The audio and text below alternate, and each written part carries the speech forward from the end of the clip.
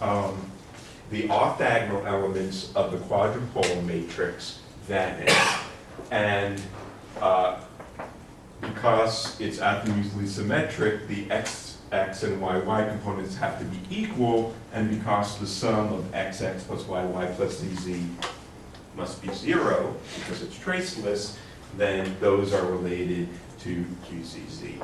And so in the case of azimuthal symmetry, there is one number that defines the whole quadrupole matrix, and that is sometimes called the quadrupole moment.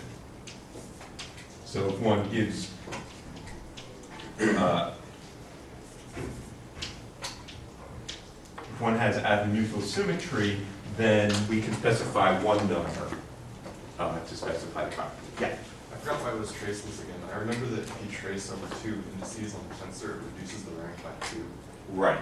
Well, the particular, this is traceless in this case because we let's take the trace of this matrix. Okay? The trace of this matrix is 3. Oh yeah, I remember.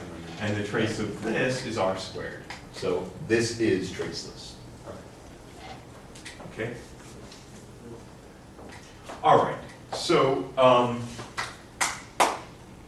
we're then talking about the most general expansion, writing it in a more general form. So if we take the Green's function for the Poisson equation, then we were using just a Taylor-Series expansion, we were able to write this as a power series where the terms then, these should be of order L. Each of these is a rank L tensor.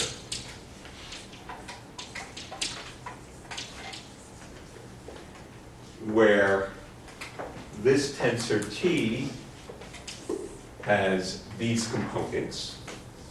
And as we discussed last time, this tensor is traceless.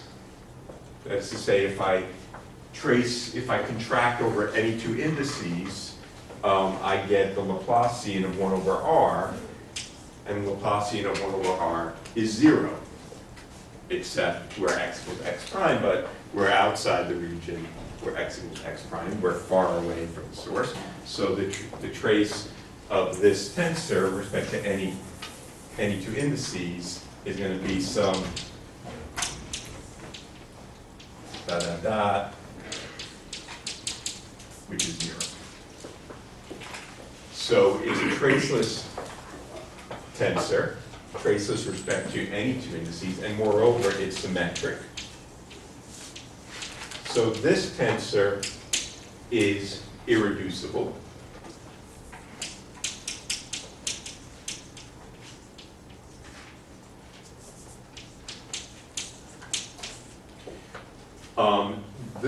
This tensor is just the polynomials, just the outer products of all of the coordinates associated with the source position. This tensor can be, if you do this derivative, you just use the, take this derivative over and over again. What you find is that this is equal to xi1, xi2, dot, dot, dot, xil. The L irreducible part of that, meaning we subtract out the trace with respect to any 2 indices, okay? Divided by r to the 2l plus 1, and there's a factor here, 2l minus 1, double factorial. Oh, I missed it. Minus 1 is L here. All right. So this tensor is irreducible. This tensor is not irreducible. It's symmetric, but it's not traceless, because if I take the trace with respect to any two indices, I'm going to get r prime squared, right? However, what we showed in problem set number 1 was that if you contract two tensors, then you only pick off the irreducible pieces, right? You remember we had that in problem set 1. So if this, since this tensor is irreducible, it's only the irreducible component of P that contributes to this trace. We showed that in problem set 1. So I can write this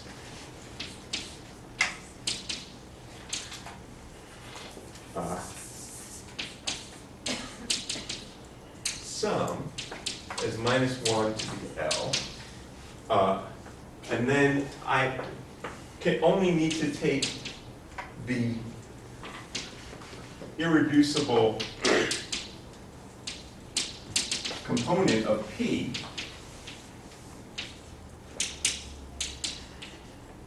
that's the only component that contributes to this trace, and contract that with T.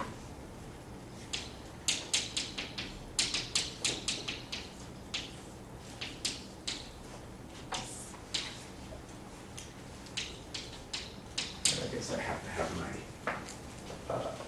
2L minus 1 double factorial. Everyone know what double factorial means? That's just a shorthand for n times n minus 2 times n minus 4, dot, dot, dot, up to 1. Okay? So, we've written this in a manner, we've written this Green's function in a manner in which we have factorized it into terms that depend only on the coordinates of the point of observation and terms that depend only on the coordinates of the source. That was our intention. That was the whole goal here. And so now we can plug this back in and say what is the potential at the point of observation. Of course, that is the convolution of the source with the Green's function, or Q over R in much more simplistic terms. And plugging in now this term, or this expansion for the Green's function, we see what we have. This is equal to a sum over L. This minus 1 to the L, pardon me.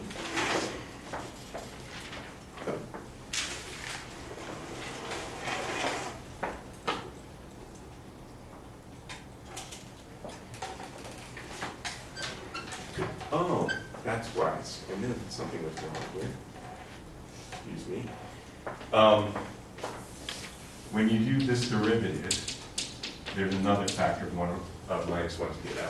You can see that if there was 1 power of L, the derivative is going to be negative, right? Because it's r to the minus 1. And then it keeps flipping from minus 1 to plus 1. So this minus 1 to the L vanishes. This is what happens when I try to just do this by memory. That memory is failing more and more. Then, okay, so now I'll plug that in. And what I see is the following. It's 1 over L factorial, a tensor I'll call QL, I1 up to IL, contracted with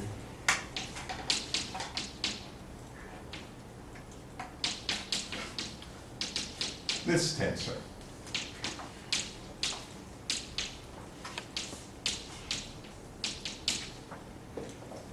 Where these tensors, QL, are the multipole moments to the L pole.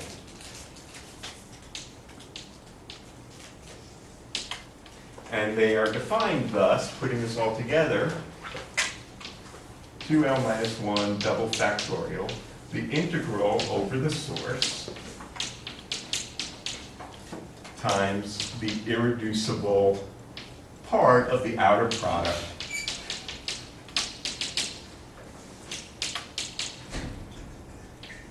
of all the x primes. And this is the most general form of the multipole moments, the 2 to the L pole. Let's check that this agrees with what we wrote down over here. So what's Q0? Well, in that case, L equals 0, so Q0 is just this, which is the total charge. Q1 has 1 index.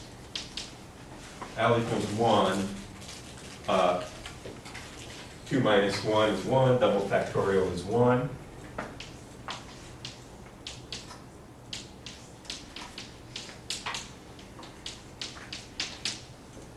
And what's that? That's the ith component of the dipole vector, right? And then Q2 has 2 indices. Call them I and J. L equals 2. 4 minus 2 is 3. 3 double factorial is 3. Integral x prime I, J, irreducible part. And what's the irreducible part of the outer product? You subtract off 1/3 the trace.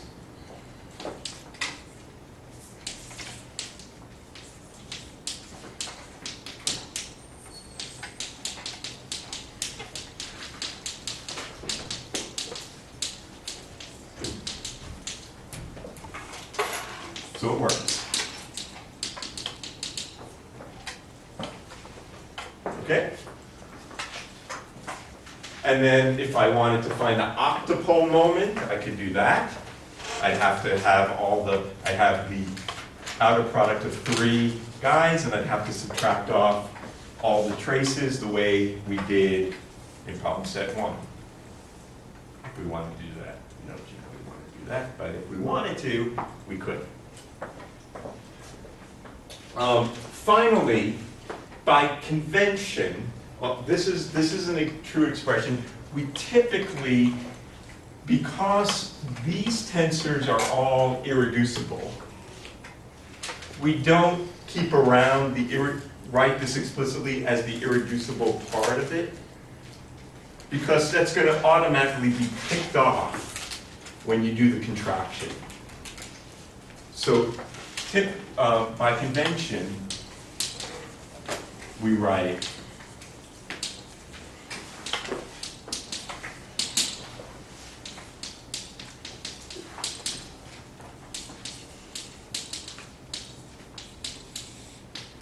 this as QL, I1, I2, up to the L index, and then just the outer product of all of the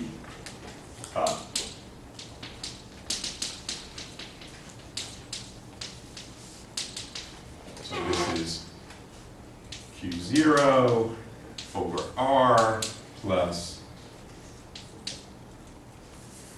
Q1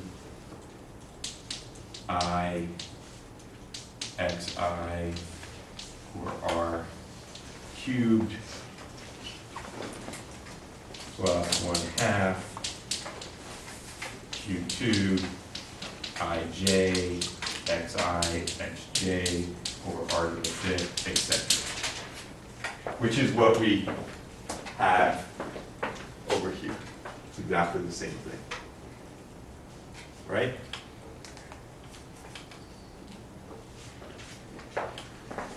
Okay, so this is the most general form of the multipole expansion written in terms of irreducible parts of these Cartesian tensors. Anybody have any questions about any of that? It's kind of messy, but it is what it is.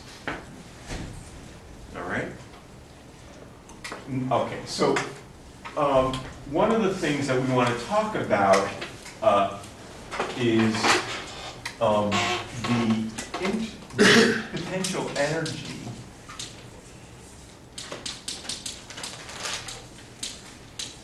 of a localized charge distribution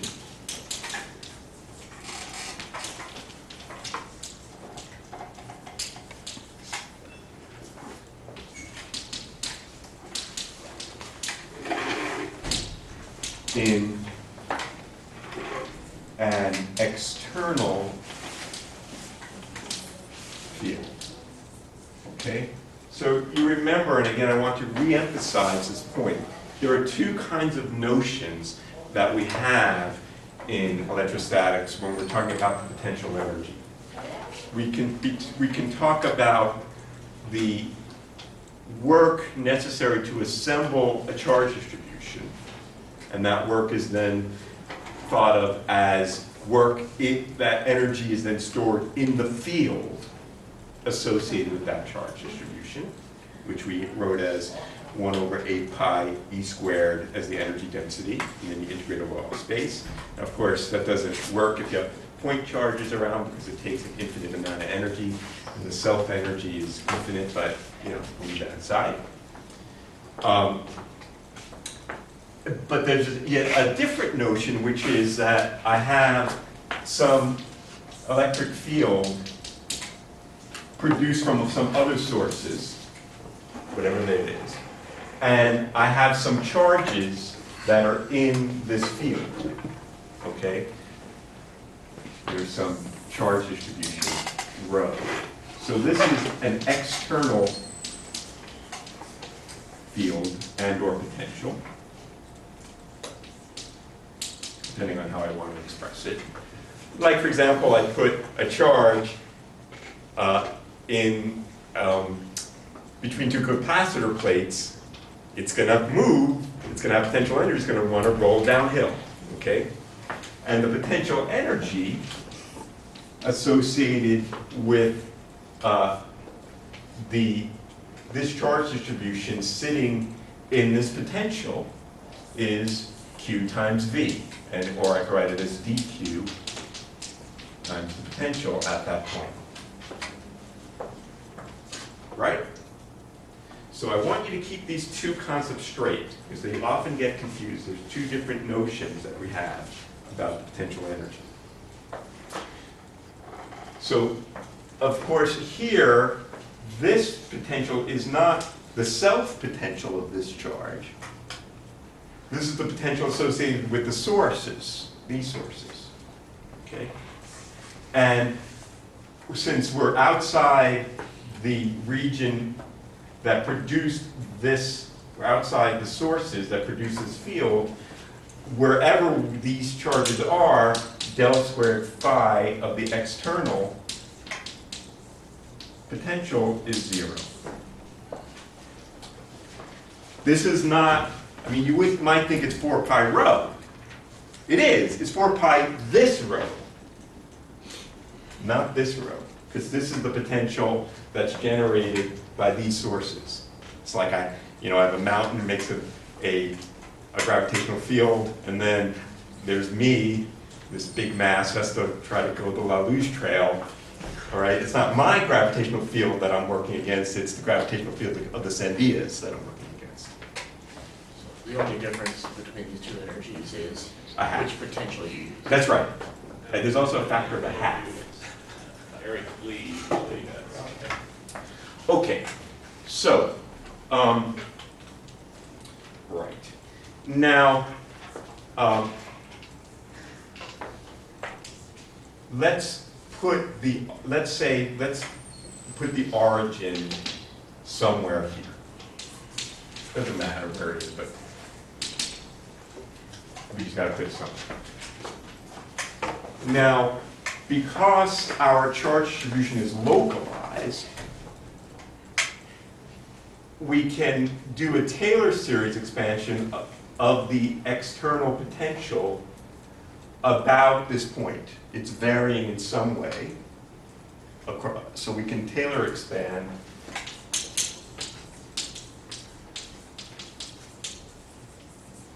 the external potential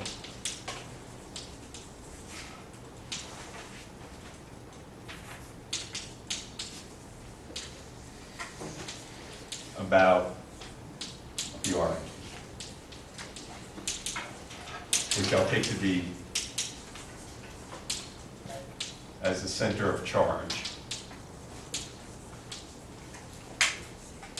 or like the center of mass. Okay? So, our potential thus is the potential at the origin plus the first order expansion in the Taylor series. And then in the same way that we just did, the most general term in the Taylor series expansion is 1 over L factorial. And then we have L different derivatives with respect to all the coordinates of the potential evaluated at that center of mass. That's the general Taylor series expansion as a function of x, y, and z. Okay? Times the polynomial part. x1, xi2, x, f.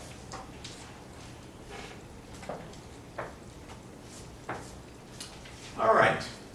So now we look at this and we see, this tensor is symmetric with respect to interchange of any of the indices, because it doesn't matter what order I do the derivative in, because we're physicists. Maybe it matters, but we assume things are smooth enough that it doesn't matter. And of course, this is obviously symmetric, right? It doesn't matter what order this is. So it's a symmetric tensor. Moreover, what happens when I trace over any two indices? It's zero. Well, why is that? Well, because tracing over two indices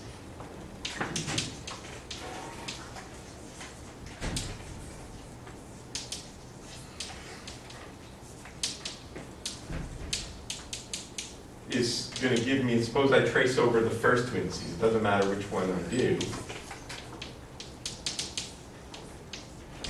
The trace of this is sum over that index. That's del dot del acting on phi. But we just said we're outside the source that produced this external field. Thus, this external field satisfies the Laplace equation, and therefore this is zero. If that whole term is your tensor component, then what are the indices? Here they are. Because I see each one of them appears twice though. Isn't that term? Indeed. What I really mean to say is this tensor. Okay. You're right, then. I mean, really, it's the contraction of these guys at max. That is important. Thank you for. I'm sorry, I got confused. Because we're about to do something based on this fact that this tensor, as now bracketed, is irreducible. Because what that means then is that I only need to take the irreducible component of this outer product. Right? For the reason we just said, if I contract two tensors and one is irreducible, it's only the irreducible piece that contributes. So now I can plug this back into this.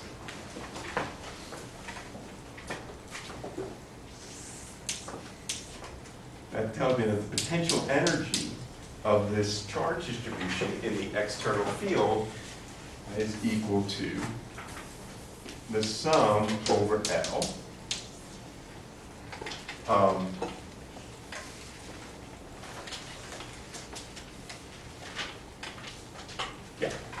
over L factorial, the integral over the charge distribution, rho x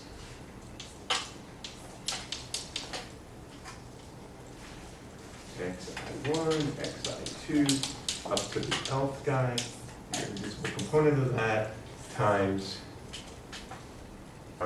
the derivatives evaluated at the center of charge, contracted over all those indices.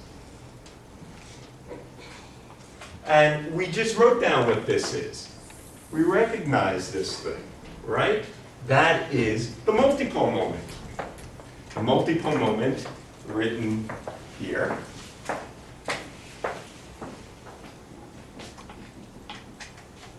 Just up to that factor, 2L plus 1, double factorial.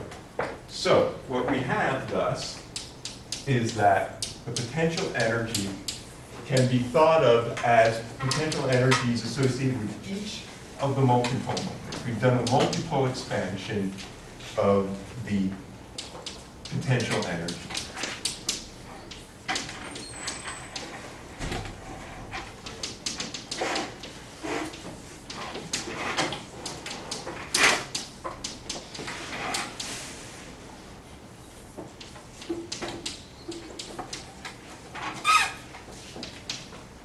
So let's write out the first two terms of it. When L equals 0, we got Q0 times the potential at 0.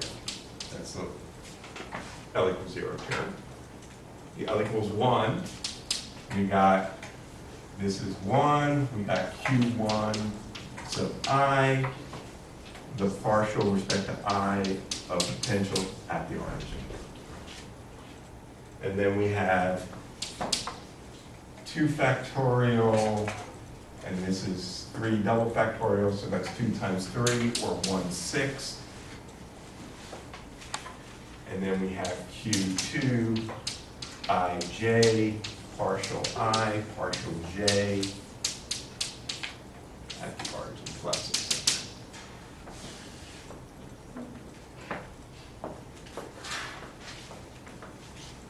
So we have the following decomposition. If we have a localized charge distribution, we can express the potential energy as the interaction of each multipole component with the field or the potential. This first term is just QB. That's the total charge interacting with the potential. If the total charge is 0, then the next term, well, what is this? This, we said, was the ith component of the dipole moment. And what is the derivative with respect to I of the potential?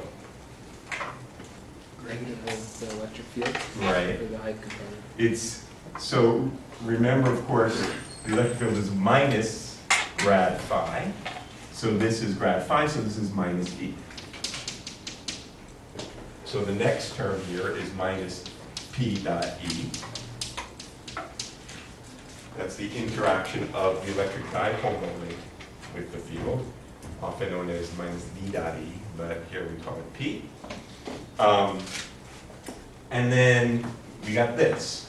And of course, we got the same kind of thing. The grad with respect to this is minus the electric field, the J component of the electric field. So then we have minus a sixth, the quadrupole tensor, partial respect to I of Ej, evaluated at the origin plus, etc. Okay, so if I have a localized charge distribution in an external field, then each multipole term contributes something to the energy. If I had a net charge, this would be the dominant term. If I had no net charge, this would be the next term, which depends on the local electric field. And then we have, if this was 0, this would be the dominant term, which depends the gradient, how the field is changing across the sample at the center of charge. Okay? So you have a problem for homework in which you are asked to evaluate this for a particular case, where the particular case is one where we have azimuthal symmetry, in which case there are some special properties that we emphasized at the beginning of the lecture about the quadrupole tensor. You got to use those to kind of get a handle of it. All right? Okay, we'll come back. This expression is going to be important when we think about radiation as well, a little bit later in the semester, and thinking about the different multipole contributions to radiation and their interaction with radiation fields. They're familiar in thinking about, say, in quantum mechanics, the selection rules associated with electric dipole and for quadrupole transitions as in space, this electromagnetic physics is electric. Okay.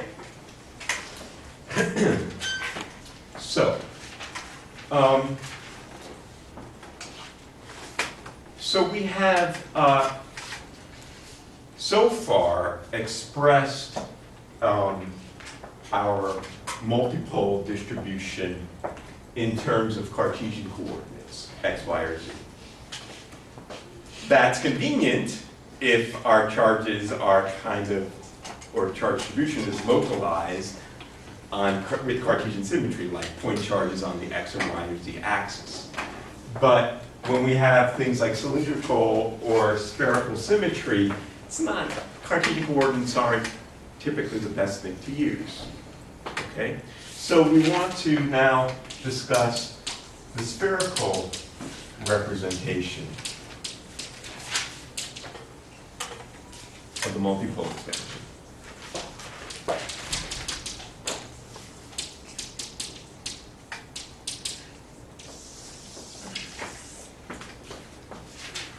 So to do that, we can do it in one fell swoop. Whatever a fell swoop is, we can do it.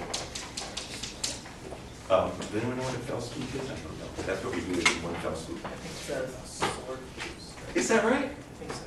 Okay, I didn't know that. Fell swoop. So what is that fell swoop? Well, it's what's known as the addition theorem.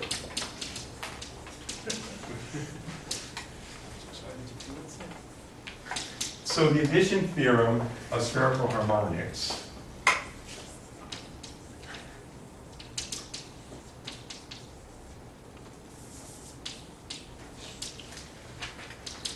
says that this function can be expressed as a power series of spherical harmonics in the following way.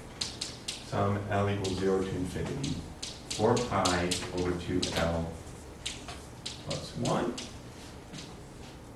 r prime to the L over r to the L plus 1, times a sum n equals minus L to L, y star Lm, beta prime, phi prime, YLM, beta and phi, where r is greater than r prime. Okay, so that is a identity where, of course, we've written here, so we have x has coordinates r, theta, and phi, and x prime has coordinates r prime, theta prime, phi prime.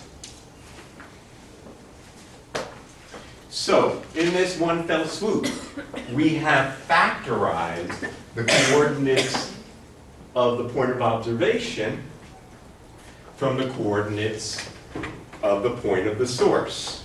That's what we spent a whole lot of time doing there in the context of Cartesian coordinates. And so from this, we plug this back into the expression for the potential in terms of the integral over the source with the Green's function.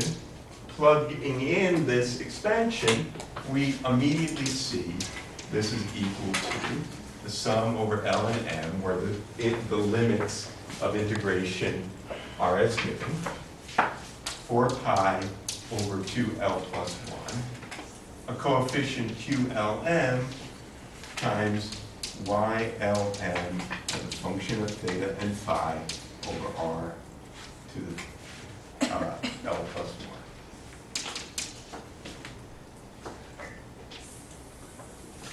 1. And this, in one fell swoop, is the multipole extension.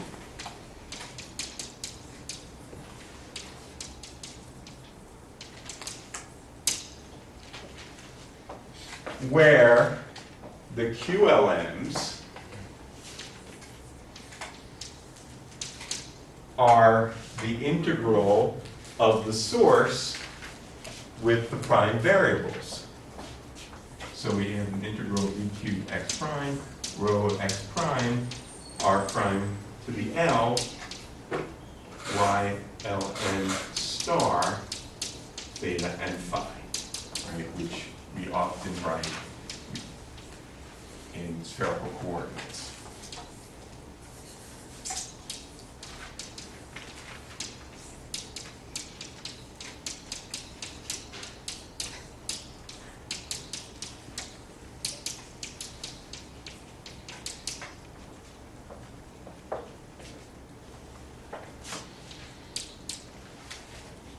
So these objects are called the spherical multipole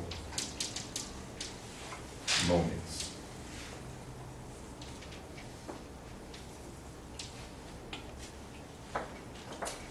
And they are, for a given L,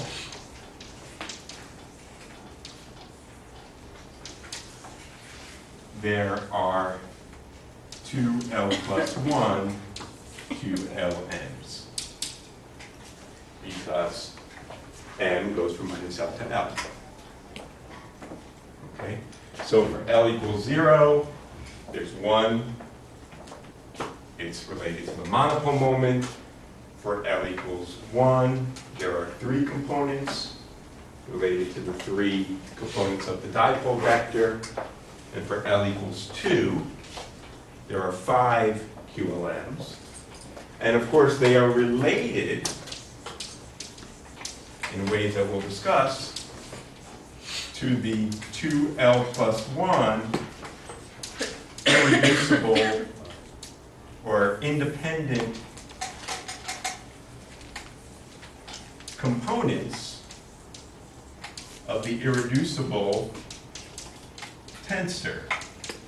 So even though a tensor of rank L in 3 dimensions has, what does it have, 3 to the L components, there are only 2L plus 1 independent components because they are irreducible tensors. And those 2L plus 1 independent components of our Cartesian representation of the multiple moments are related to the 2L plus 1 spherical multiple moments. And some of those relations we'll discuss here are given in Jackson's textbook. All right?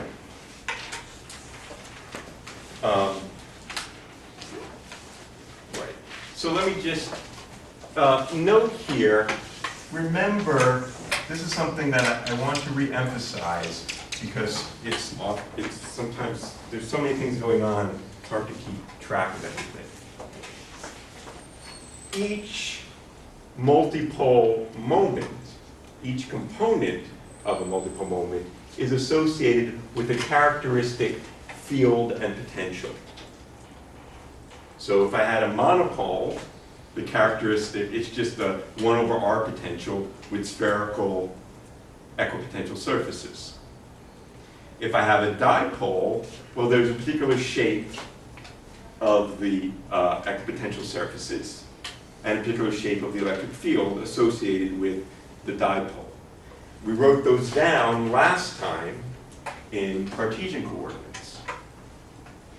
What we see here is that each QLM gives rise to a potential which has this shape. It falls off with distance like r to the L plus 1. And it's the equipotential surfaces are the YLMs. Okay? So if I have a monopole, y0, 0, let's just write down a few of the YLMs. Let's remind ourselves.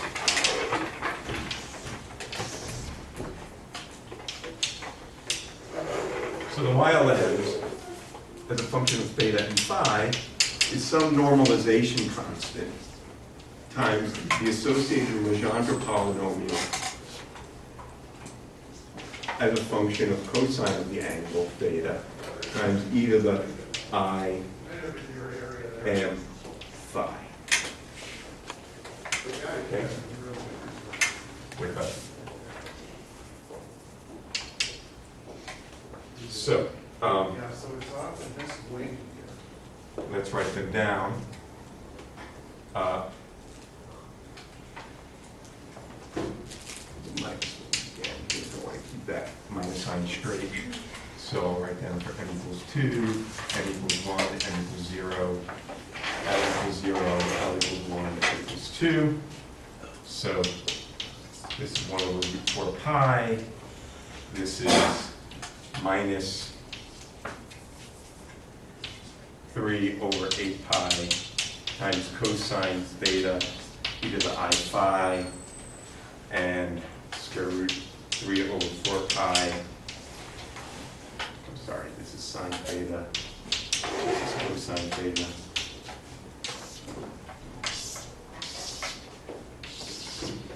And then we have for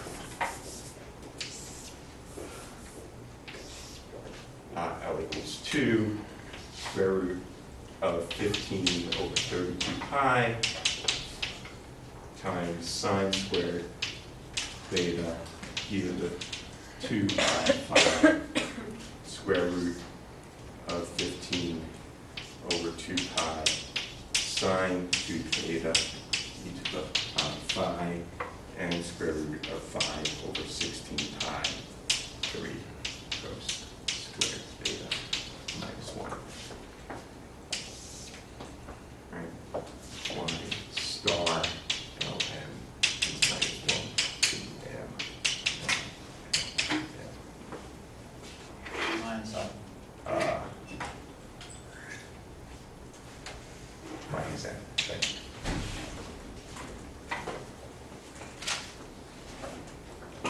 All right, so these are the characteristic shapes of the potential associated with the different multipole components.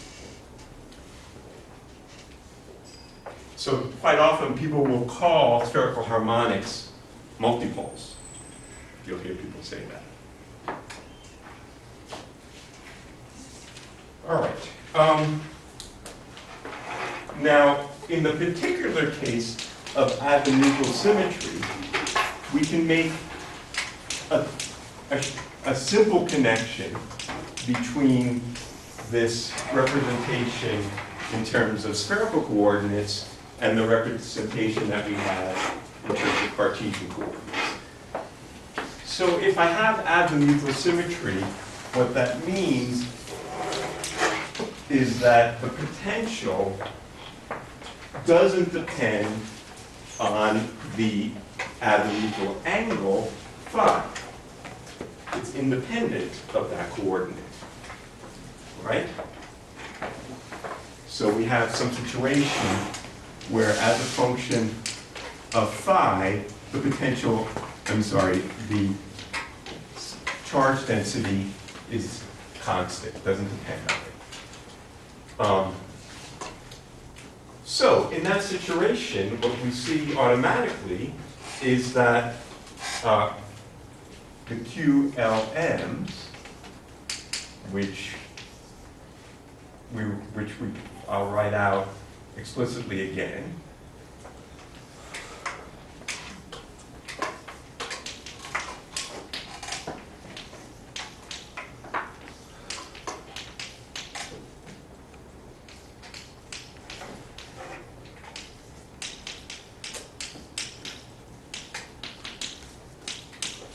Okay, so I just wrote out the YLM in terms of the Legendre function and e to the I phi.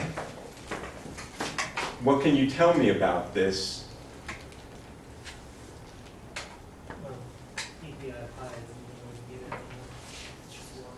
So if I'm integrating over phi from minus pi over 2, or from 0 to pi, or 0 to 2 pi,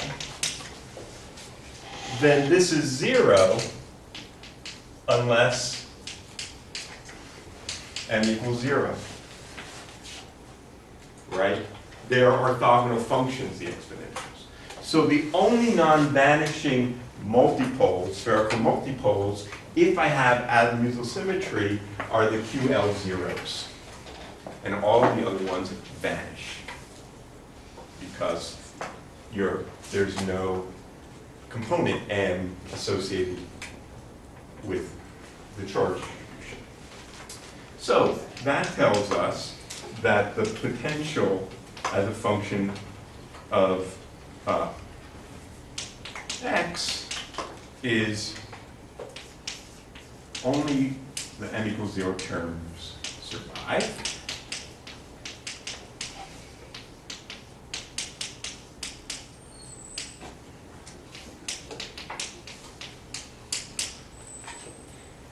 And the YL with m equals 0 are related to the standard Legendre polynomials. This is equal to square root of 2L plus 1 over 4 pi times the Legendre polynomial as a function of cosine beta. There's no more phi dependence left. And so this is equal to something we call QL PL, I'm sorry, I forgot my 1 over R to the L plus 1. Thanks.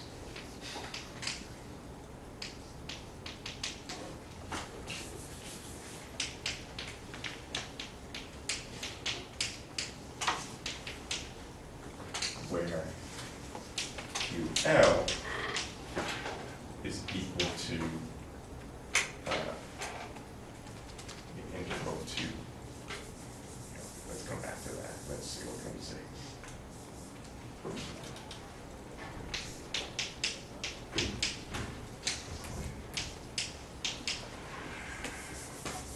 Square root 4 pi over 2L plus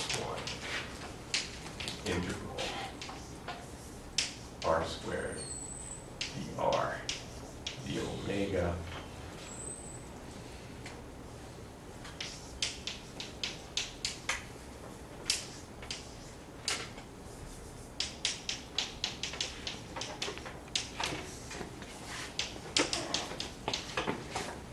Okay, so what have we shown here? If we have azimuthal symmetry, then only the m equals 0 terms survive. We don't have a sum over L. I mean over m anymore. We only have a sum over L. Each term, the shape of the potential, its angular dependence is the Legendre polynomial as a function of the cosine of the angle, weighted by what we call the L moment. there's no longer a tensor. There's no longer a bunch of different QLMs. There's just one number for each moment. And that number is related to the QL zeros. When we plug all that in, put this together with this, and this is the integral d phi d cos theta. This then is equal to, I can combine this guy with this guy to get me back the Legendre polynomial. And so the QL is equal to the integral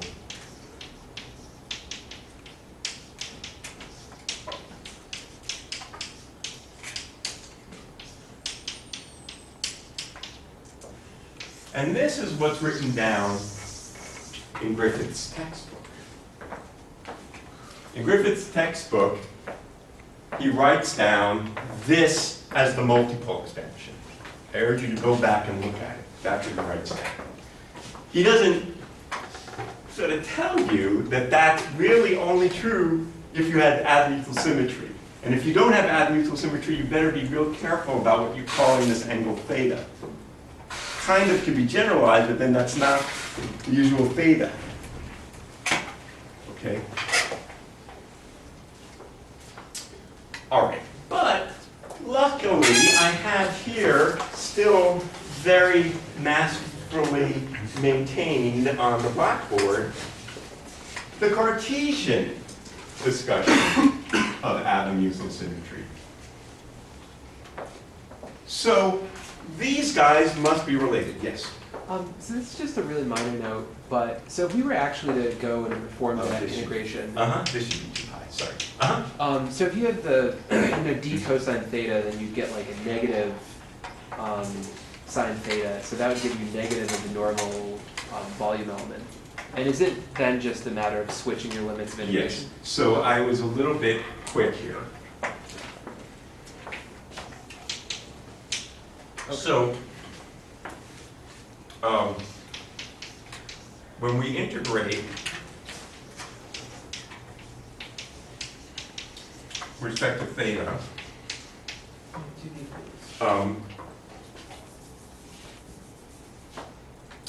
this is our Jacobian, which I could write as minus d cos theta, but from the cos theta is 1 to minus 1. But then if I switch the limit of integration, Okay. so when I write d cosine theta, this is the assumed limits from minus 1 to 1. But that's correct. Cool, details, they need to be paid attention to. All right, so what I wanted to do now is show that indeed our Cartesian expansion is equivalent to this. Firstly, for the case of azimuthal symmetry.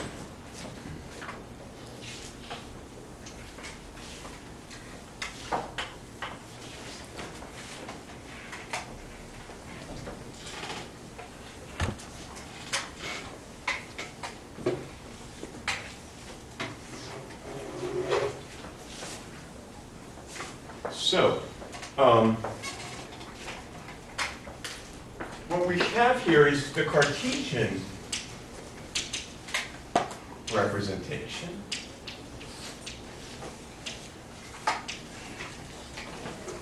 with azimuthal symmetry. We have that the potential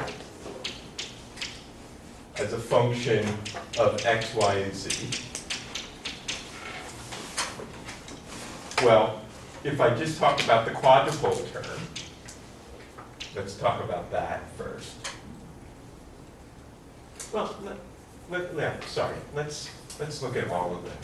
We have Q over R. Azimuthal symmetry means I only have a z component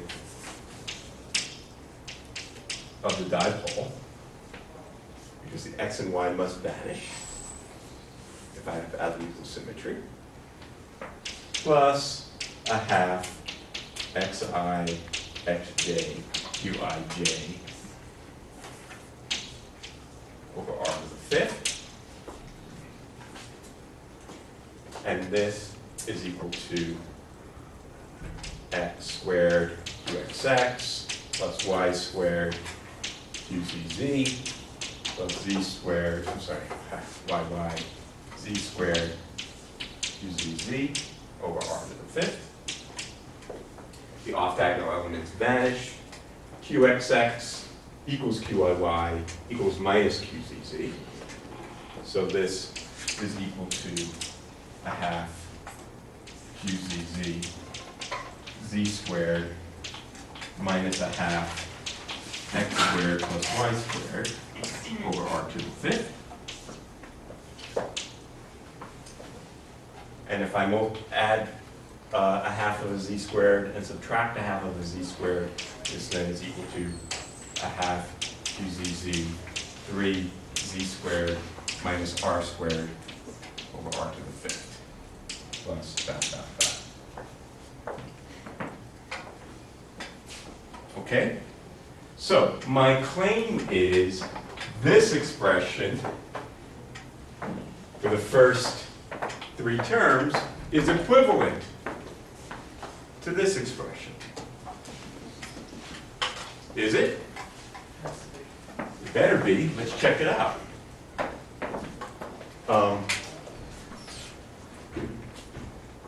There should be a 2 over here. It's 3 halves. So this is, let us remember the relationship. We won't get our knuckles broken because we remember the relationship between z, r, and theta. So we can plug it in.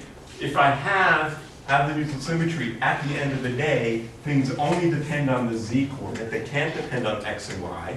They depend on z and r. So let's plug it in. We get q over r.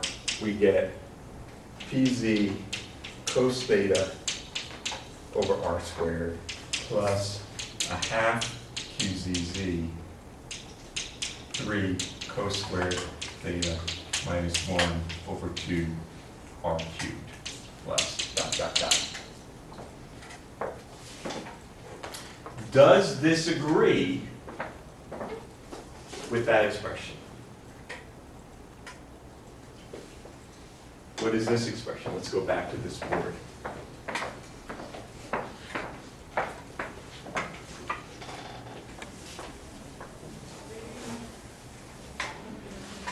This is equal to Q0 over R plus Q1 times P1 of cosine theta over R squared plus Q2 P2 of cosine theta over R cubed plus ...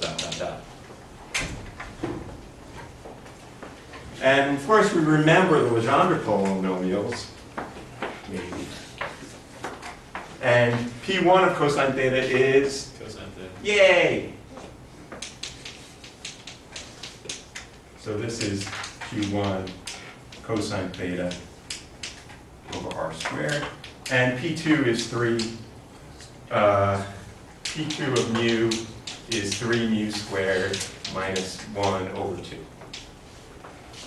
So if I plug in cosine theta, this is 3 cos squared theta minus 1 over 2 r cubed.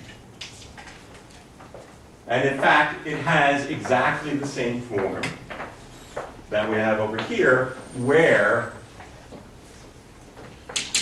these QLs are equal to 1 over L factorial Q z, whatever when you put all the components of your Cartesian tensor equal to the 3 component, that's what it is for azimuthal symmetry. That defines the whole tensor.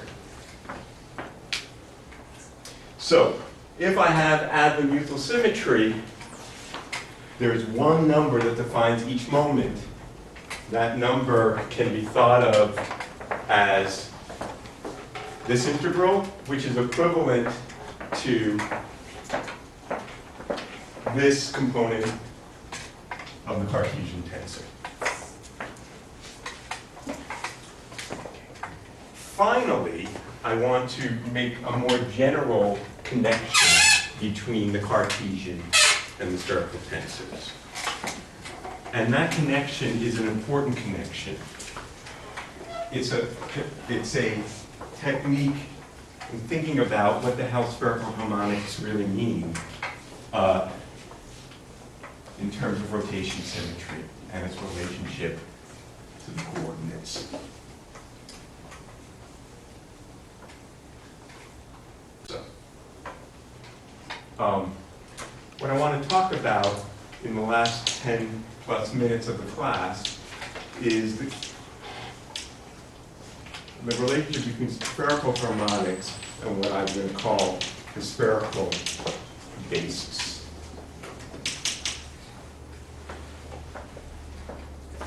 What do I mean by this?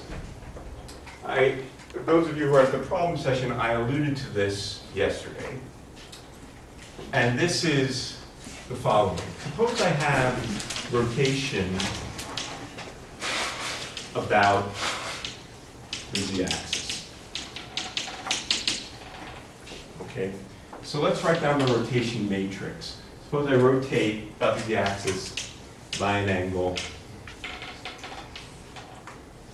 phi. So the rotation matrix cos sine minus sine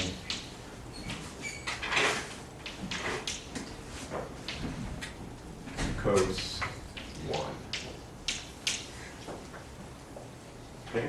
That's the rotation matrix that we wrote down when we're thinking about transformation of coordinates. This matrix can be diagonalized. What are its eigenvalues and what are its eigenvectors? So I'm looking for, if I have some vector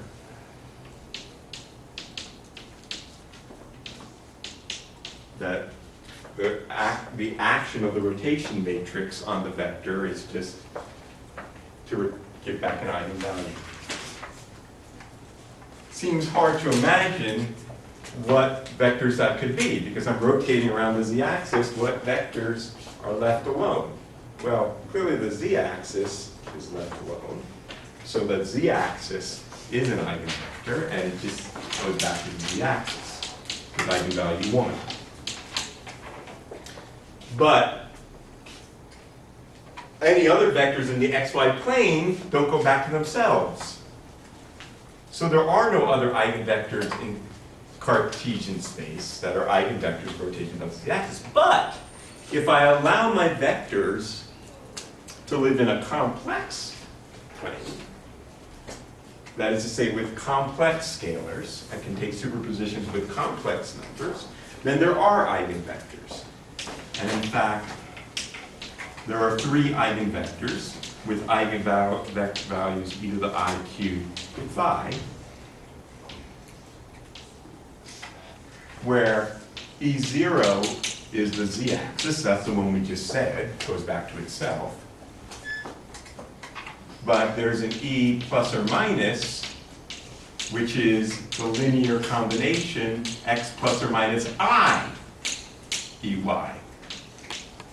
And I can normalize it. And by convention, that's annoying as all get out, but it's related to how the spherical harmonics are defined. There's a phase convention out front. It's not so important for understanding the geometry, but it's an important convention.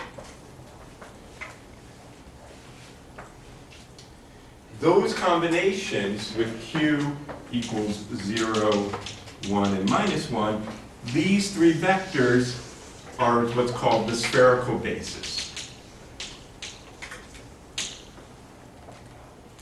They span 3-dimensional space with complex scalars. Okay?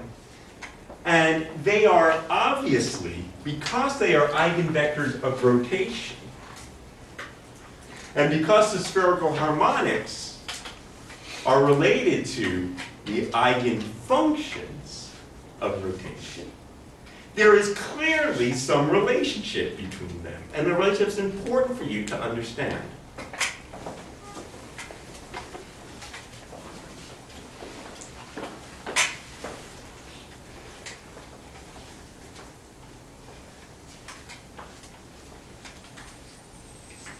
So, consider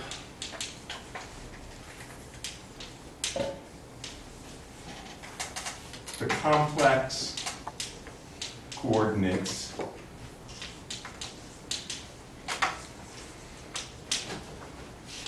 x plus or minus as x plus or minus iy and z.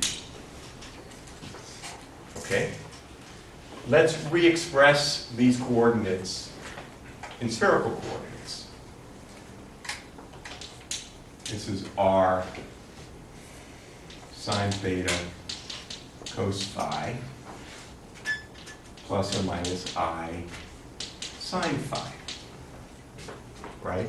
Plugging in for x and y. Of course, cos plus I sine is e to the I phi.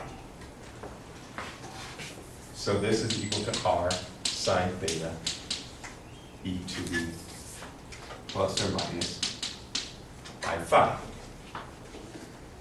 And this is equal to r cos theta e to the I 0 times phi, or r cos theta.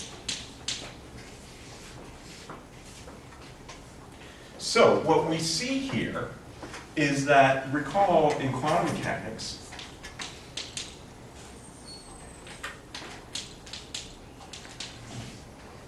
the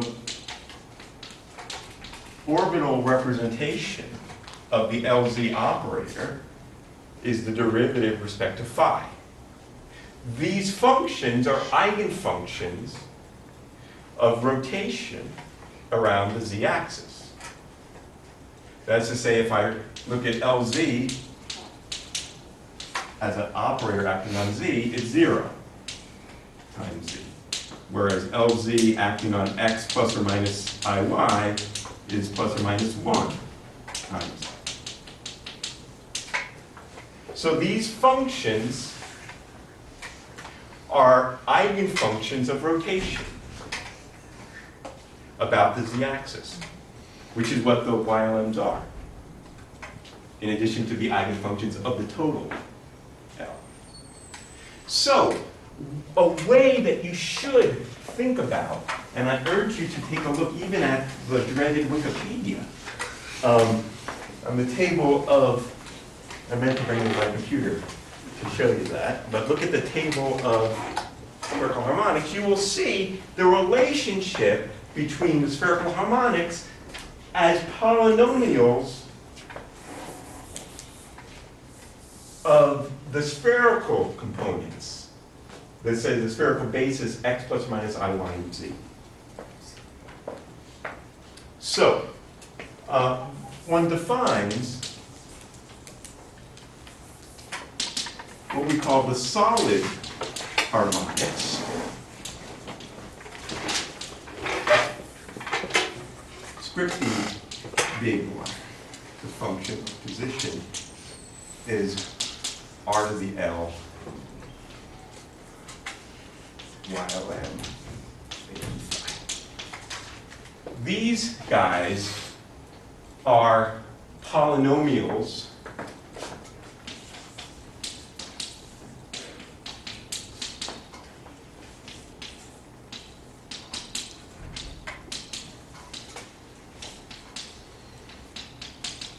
in terms of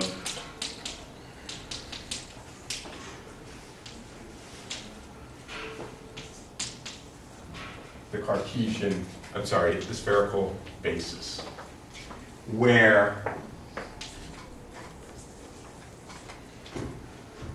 m is equal to m1 minus m2, because this has m equals 0, this has m equals minus 1, this has m equals plus 1. If I do it to the nth power, I get that. And L equals m1 plus m2 plus m3. So I sum over that, weighted by coefficients that I depend on. So for example,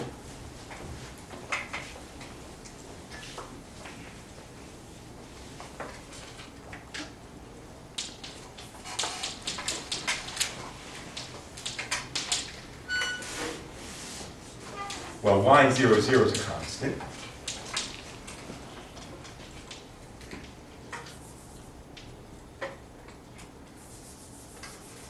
I mean, all of these guys are 0, so y00 is a constant. Let's look at the case L equals 1. Well, if L equals 1 and n equals 1, that is x plus iy to the 1, right? Because I have to sum all these guys to 1, and m has to be 1. There's no other way to do it. That's then r sine theta e to the I phi, which is, if we look back over there, the angular dependence, you know, this is a constant r y11 of theta and phi. So x plus or minus iy is the function whose angular dependence is the angular dependence of y11. Z, L equals 1, n equals 0, is r cos theta. This is some constant, r y10. Right? y10, cosine theta. What about x plus or minus iy to the power 2? Well, this has to be proportional to L equals 2, m equals 2, or plus or minus 2. It's the only part that can be. And what is that? That's r squared sine squared theta e to the plus or minus I 2 phi.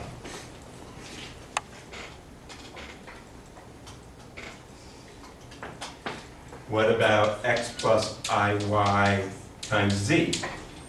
Well, that's L equals 2, m equals 1. That's r sine theta cos theta e to the I phi. Sine theta cos theta is sine 2 theta over 2. Works. So, very important, if you really want to understand spherical harmonics, you need to understand the spherical basis. Because you really should think about spherical harmonics as polynomials in x plus or minus I, y, and z. And that, if we plug that in, gives us the relationship that is in Jackson between the spherical components of the multipole. Because I want to say one last thing and then we'll quit. So what we had here, we had the relationship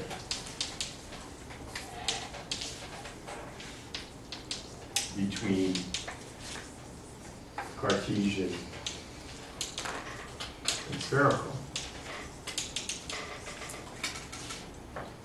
We have two different representations that we wrote.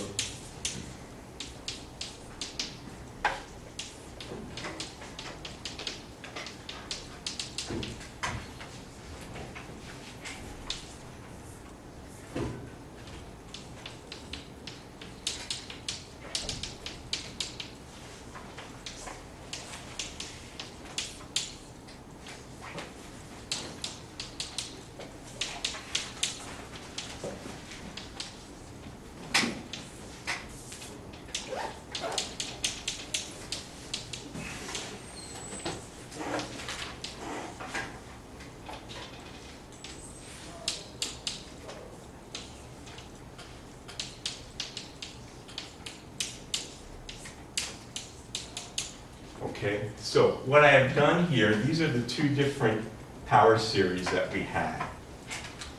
One in terms of Cartesian components and one in terms of spherical components. But they are indeed the same, just if they're related to one another.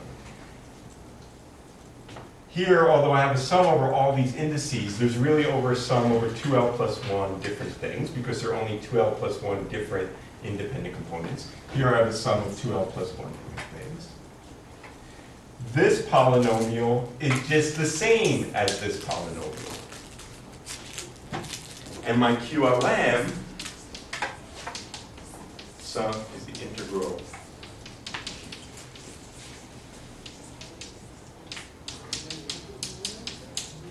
so these polynomials are just the same as these polynomials. The difference is these are the real and imaginary parts of this complex. That's the relationship. Okay, I know I rushed through this last bit of it. I wanted to just give you a little bit of exposure. It's not that important, all of these details, but what is important in terms of manipulating and dealing with tensors is thinking about the spherical basis a little bit. I'd like you to urge you to think about that a little bit in the